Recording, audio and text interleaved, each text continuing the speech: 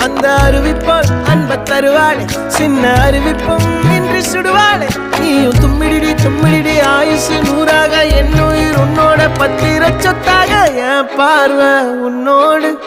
உன் பொம்மை கண்ணோடு பேசாமல் விண்ணோடு நாம் மிதந்து போவோம் காதாரா அடியாளோ